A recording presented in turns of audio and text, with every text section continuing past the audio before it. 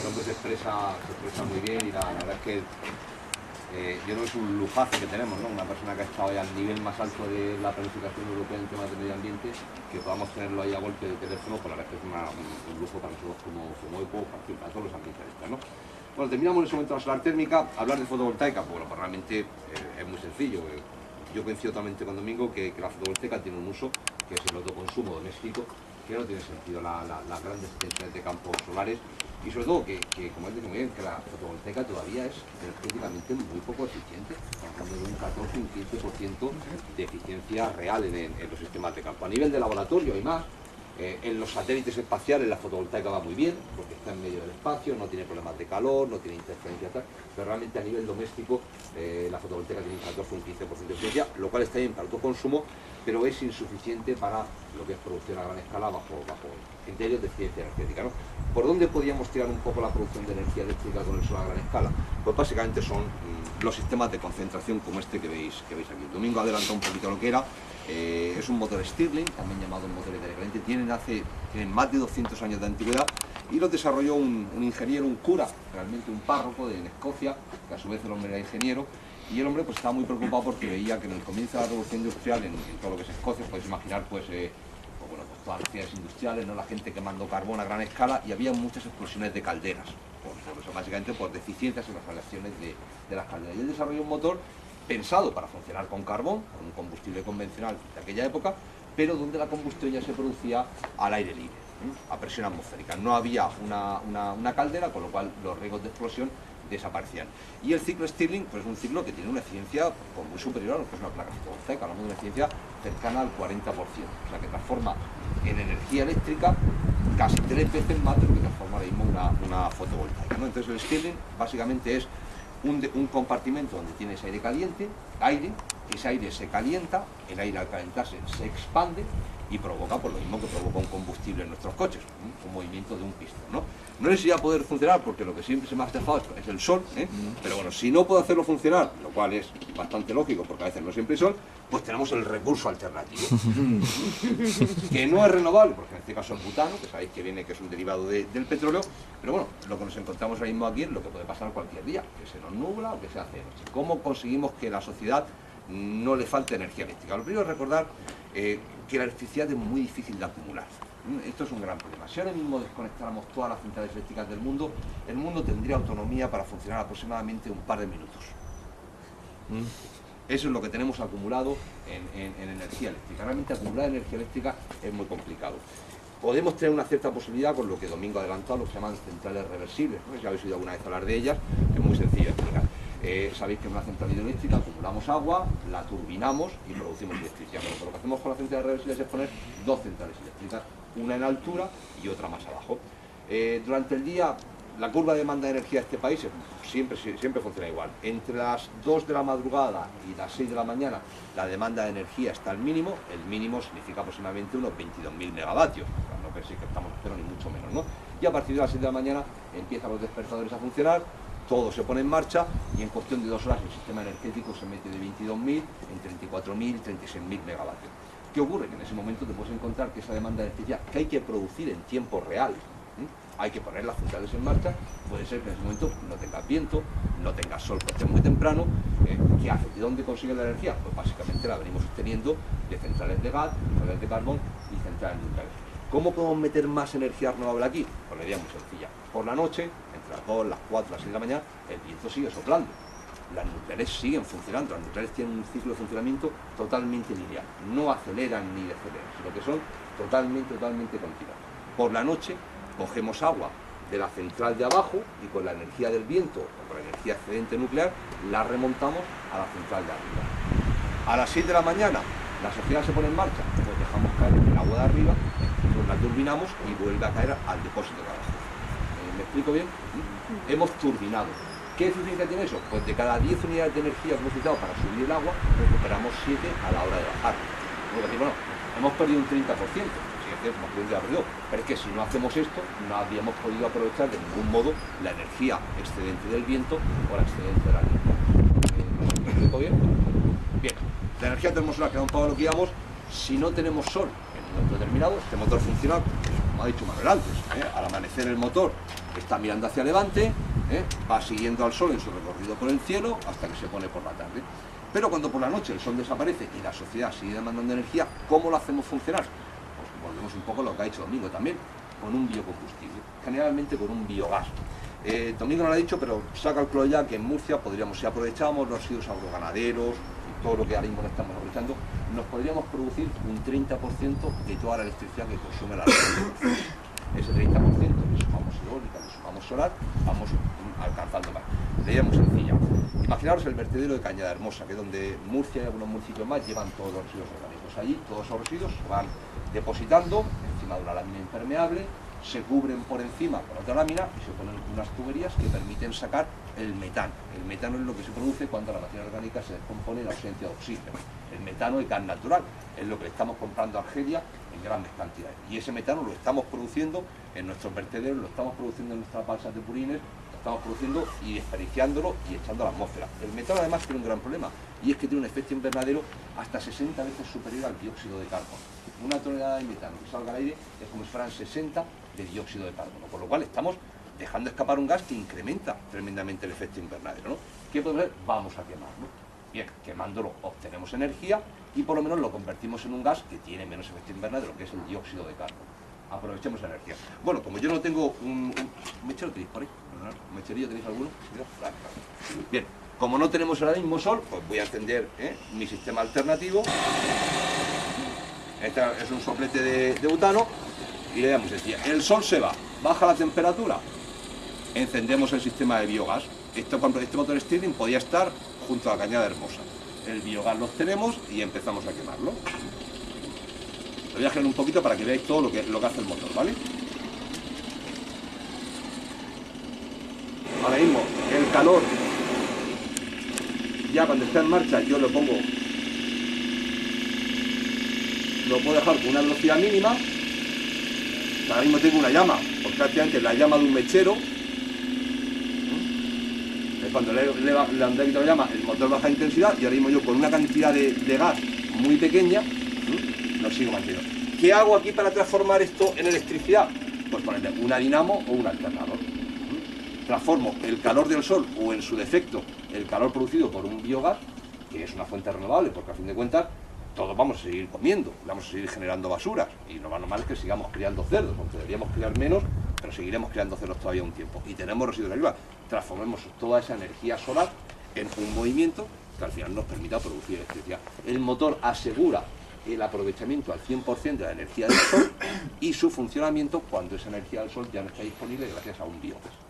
Aquí es donde realmente creemos que van a venir los gigavatios a gran escala para lo que es el conjunto de la sociedad. Porque no olvidemos, todo lo que sea depender de fotovoltaica lleva asociado consigo que en algún lugar tenemos que tener centrales más o menos convencionales disponibles para producir energía cuando el sol o el viento no estén disponibles. La única alternativa mismo que tenemos al gas natural o al carbón, es un biocombustible. Y hoy sabemos que los mejores biocombustibles son los que tienen de los residuos que sí o sí vamos a seguir generando en el futuro. No los biocombustibles de la soja ni de la palma, que eso ya sabemos claramente que el balance energético no merece la pena, aparte de los efectos de destrucción de la biodiversidad. Donde sí tenemos un potencial enorme es por todos los residuos que ya de modo natural vamos produciendo por nuestra actividad humana de comer, de criar animales, etcétera.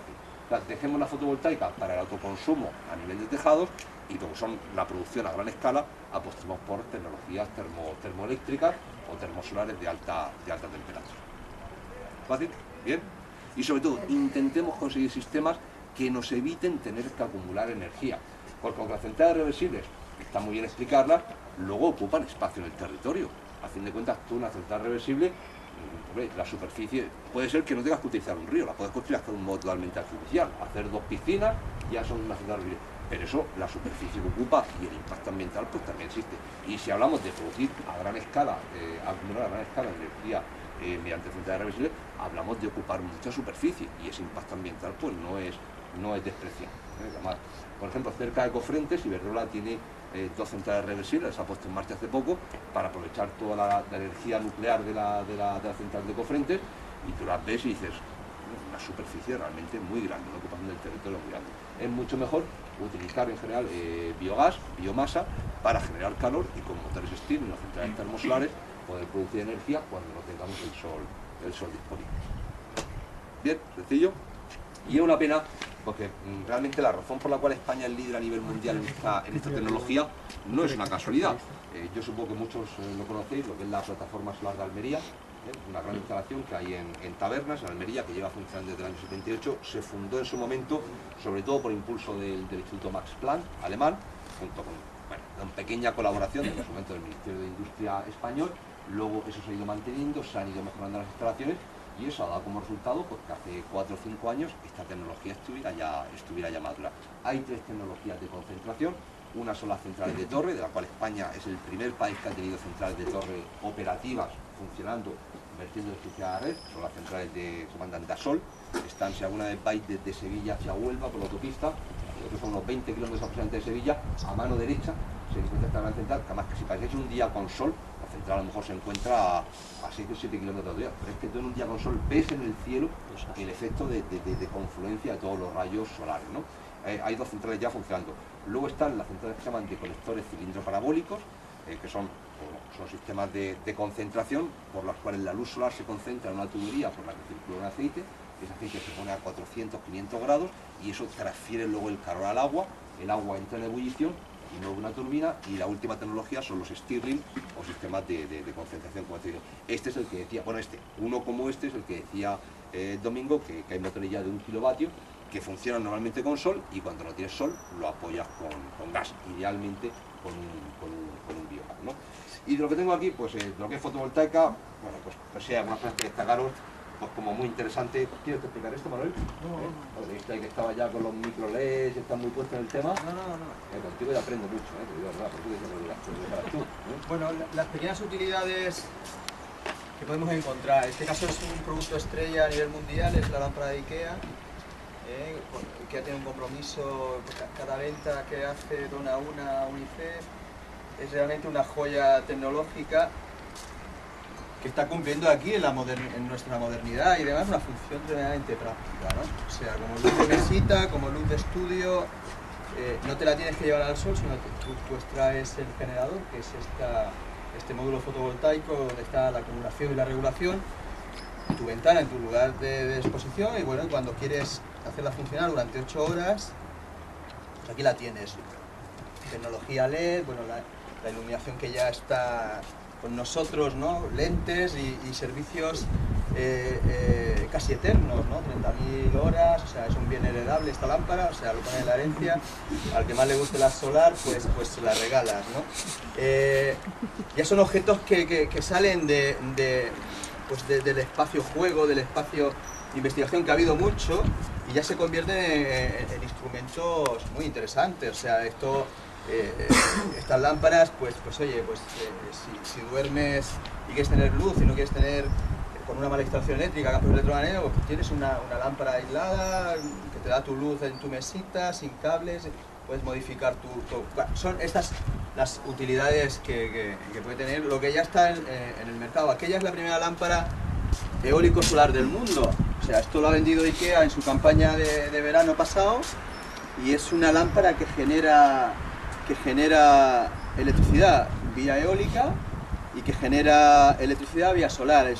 Ahora no tenemos tiempo, pero es un entrenador para mirar. Claro, IKEA se atreve desde su marketing a nivel mundial, en la versión de lámpara que cuelga, que es esto mismo pero con un foco, ya a hablar de que esta aplicación de la solar, colgada en un espacio exterior y demás, reduce la factura eléctrica, ¿no? O sea, entonces empezamos ya a incorporar los microgeneradores, donde hasta las grandes empresas ya balancean que venden su producto y te argumentan que puedes reducir un poco tu factura eléctrica. Indudablemente no la vas a amortizar, porque la reducción es muy pequeña, pero bueno, ya hay este jaleo. Y esto, bueno, es lo que a mí me toca. O sea, aquí podéis ver, ya no lo explicas, pues material educativo y demás, pero que ya hay una llegada de objetos muy útiles para la vida cotidiana y demás, de los que tenemos de todo, y indudablemente pues para la vida cotidiana de los que no tienen nada, ¿no? O sea, ahora mismo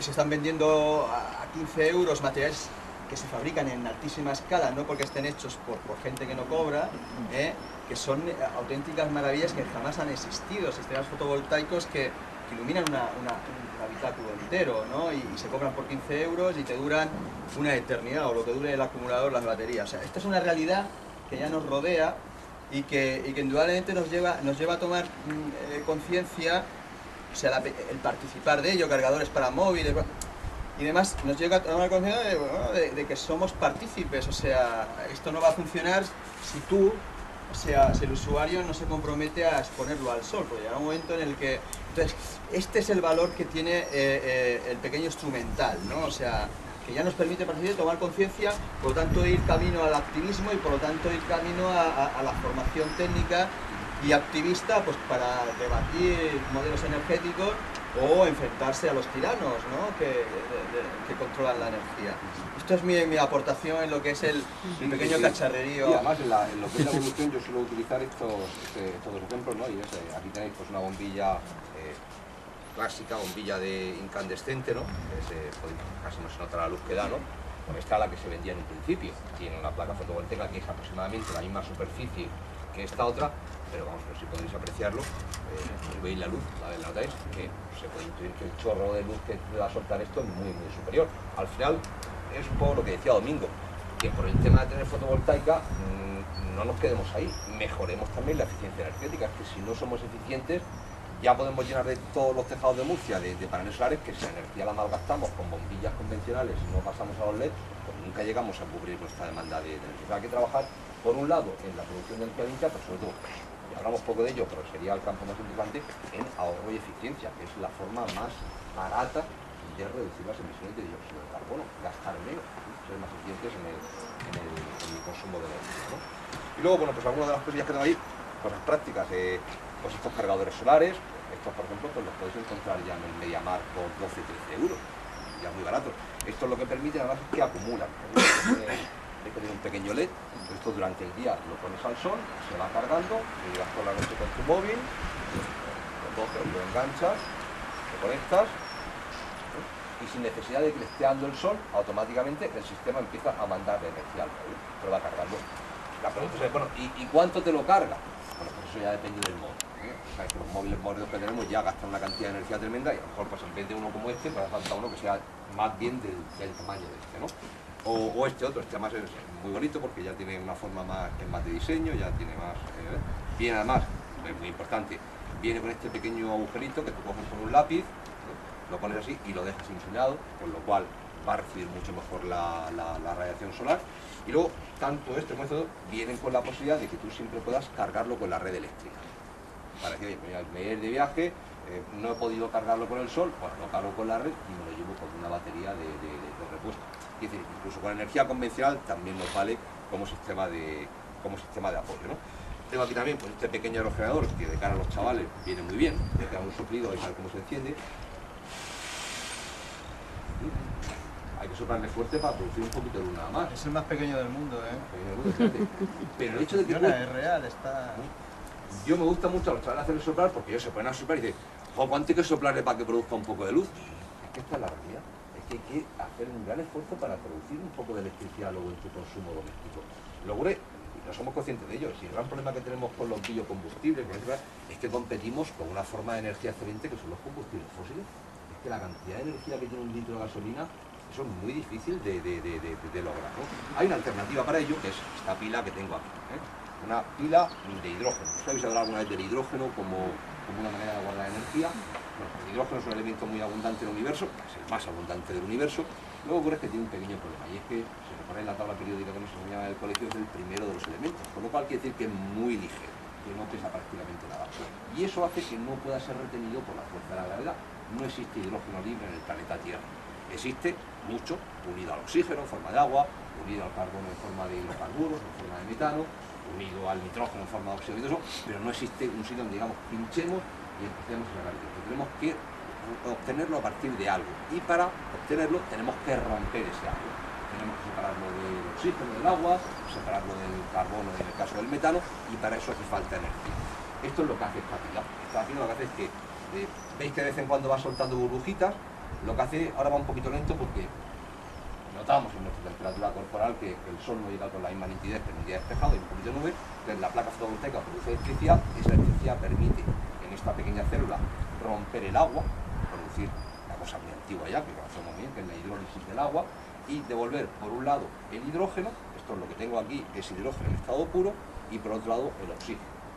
Veis que aproximadamente tenemos el doble de hidrógeno que oxígeno. No es exactamente el mismo el doble porque al principio había tenía un poquito de aire aquí, por eso no me ha salido exactamente igual, pero cuando lo pongo al pelo de lleno de agua, al rato ves que el volumen de hidrógeno es exactamente el doble que de oxígeno, o corresponde a la fórmula del agua, ¿no? Bien, yo aquí ahora mismo estoy acumulando energía. Vamos a suponer que ya es de noche, ya no tenemos luz solar, y ahora el proceso que voy a hacer es el inverso. Voy a juntar el hidrógeno por un sitio, el oxígeno por el otro, van a formar agua. Un poquito lento, voy a abrir un poquito para que llegue algo más de hidrógeno. Voy a llegar un poquito más. Ahí, aquí. Al tener un rato ahí sin funcionar. Por aquí. Pequeño problema técnico. Nada. De vez en cuando lo tengo un rato sin funcionar, el agua que se forma, en este lado, ¿qué ocurre? Que no deja que pase el gas. Entonces de vez en cuando hay que meterle un poquito de electricidad para que la misma agua que tiene aquí se vaya hidrolizando y que el gas funcione. Son sistemas muy sencillos, pero que son problemas que técnicamente no tienen ninguna complicación. Es un poco como el calentar el motor del gasoil, el calentar los inyectores antes de encenderlo. El hidrógeno tiene muchas posibilidades, pero tiene un gran problema, y es que al ser muy ligero, a presión atmosférica ocupa mucho volumen para la energía que nos puede dar. ¿Qué se hace, por ejemplo, para un coche de hidrógeno? Comprimirlo a unas 200 atmósferas de presión, pero esto tiene un problema, y es que gastas energía en el proceso. Un tercio de la energía del hidrógeno se gasta en comprimir ese hidrógeno. ¿Qué ocurre entonces al final? Que entre que primero tenemos que producir la energía solar con sistemas que no son muy eficientes. Luego, en el propio proceso de hidrólisis del agua, se genera un calor que ya supone un poquito más de pérdida. Luego encima tenemos que comprimirlo. Y luego encima aquí, cuando se produce la electricidad, volvemos a generar un poquito de calor, luego tenemos muchas pérdidas de energía. Por eso el hidrógeno no ha terminado de ocupar su sitio a nivel de los vehículos eléctricos. El hidrógeno se entendía muy bien como un combustible para los vehículos eléctricos. ¿Por qué no ha terminado de ir muy bien? Porque perdemos energía en muchos sitios. Es un problema importante, y sobre todo por otra razón muy importante, y es que los fabricantes de baterías, los fabricantes de pilas han dicho aquí hay un gran negocio en las baterías de los coches. Se han puesto las pilas y han evolucionado. En cuestión de 10 años hemos avanzado inmensamente más que en los últimos 200 años desde que se inventaron las primeras baterías. De hecho, las baterías que tenemos en los coches de plomacio son muy parecidas a las primeras que se inventaron.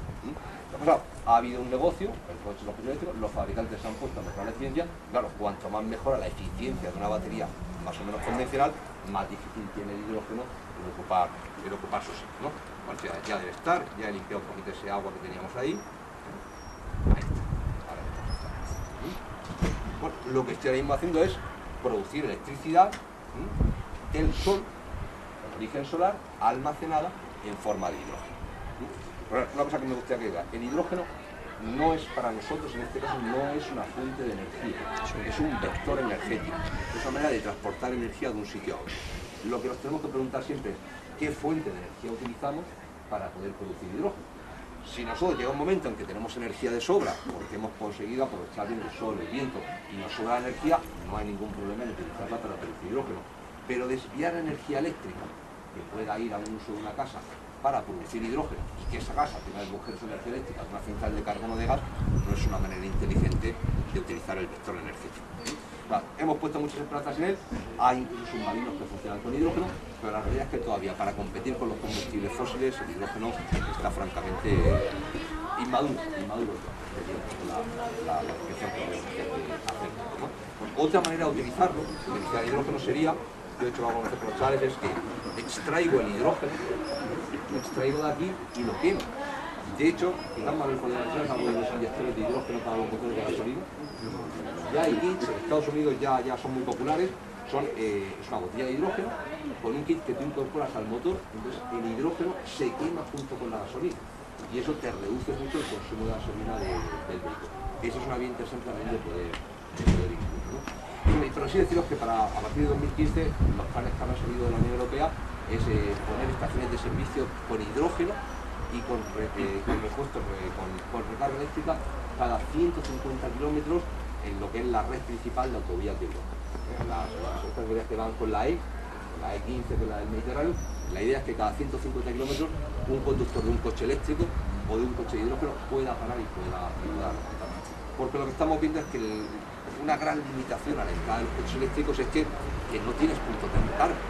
Con lo cual, si sumas que el coche eléctrico de por sí ya tiene mucha autonomía y encima no encuentras dónde poder recargarlo, claro, no se vende el coche, ¿no? Y esto es un poco la pescadilla que de ahora. Un Repsol, por ejemplo. Repsol dice, bueno, vale, vamos a empezar a poner electrolineras. Pero joder, si no hay coches, no merece la pena hacer la inversión. Y el fabricante de coches le pasa lo mismo. Quiero vender coches, pero es que si no hay electrolinera, mis clientes no. Uno por otro, la pescadilla que se mueve. Por eso la Unión Europea ha dicho, bueno, hay que ya obligar a que esto empiece a estar ahí, que empiecen a estar estos puntos de carga, sino que los fabricantes de coches eléctricos pues van a poder nunca, ya no solamente por interés de las electricidad, sino lo que es el concepto de electrificación de la economía, que del transporte es muy importante, pues no vamos a conseguir nunca entrar a economía de escala, a producir coches eléctricos a gran escala, si no conseguimos que la gente tenga la facilidad para reportar esos puntos de... El coche eléctrico puede ser una mejora, puede ayudarnos a reducir las emisiones de dióxido de carbono, pero siempre y cuando la electricidad que llegue a esos puntos de recarga tenga una fuente renovable. O sea, si seguimos produciendo con carbón o seguimos produciendo con gas natural, pues ahí no estamos mejorando tanto, ¿no? En fin, yo creo que grosso modo, pues te llamen un montón de juguetillos fotovoltaicos, ¿no? Y ahora que tengo un poquito más de sol, pues voy a empezar a sacar esto primero, a ver si con un poquito de sol puede funcionar.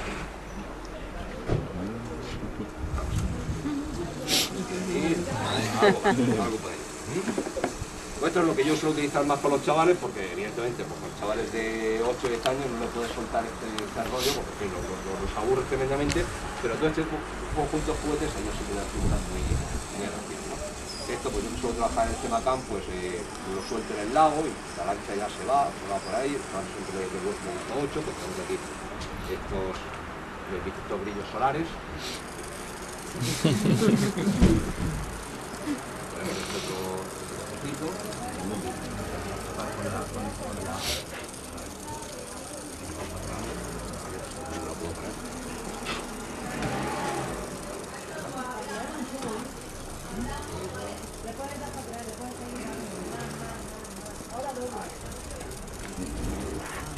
No tenemos mucho sol hoy. Ayuda mucho.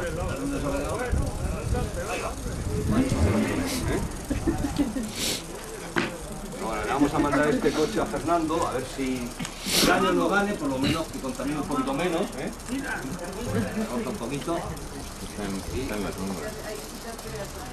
Es que claro, va tan pegado al suelo que cualquier roce que encuentra... A ver, que aquí se nota cómo la orientación al sol condiciona el rendimiento, claro.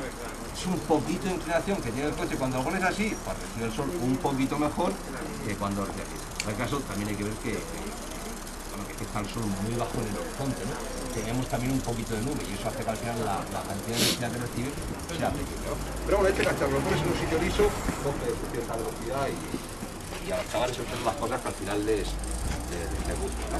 La otra, he dicho, la gaviota se la vamos a mandar a Mariano, a ver si aprende algo de estas cosas. Mariano y al señor Soria, a ver si quieren aprender algo. Y bueno, y este otro pequeños coches que al final pues, para los chavales, como el movimiento se demuestra andando, esto es lo que a ellos les suele gustar más. Este robot también. Ahora justamente me ha salido un poquito de sol y se trabaja mejor con sol, ¿no?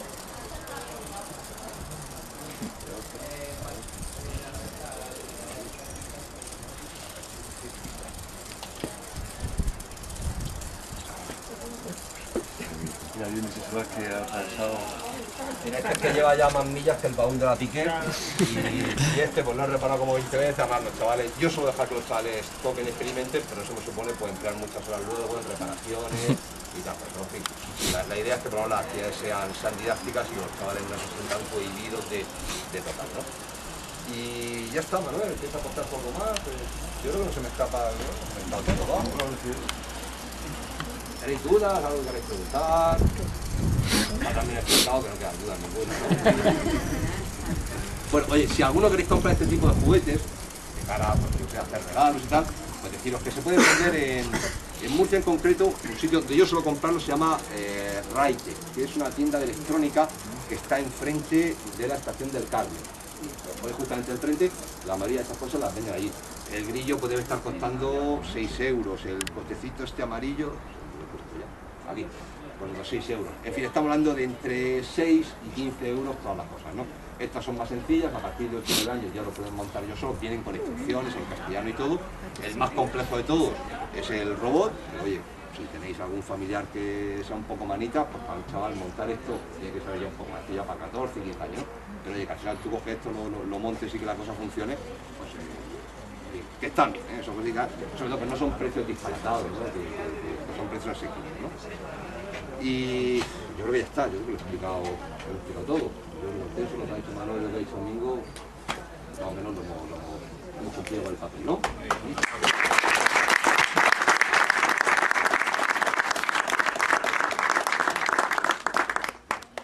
Una ahuyenta mosquitos solar, como olvidé tirarlo.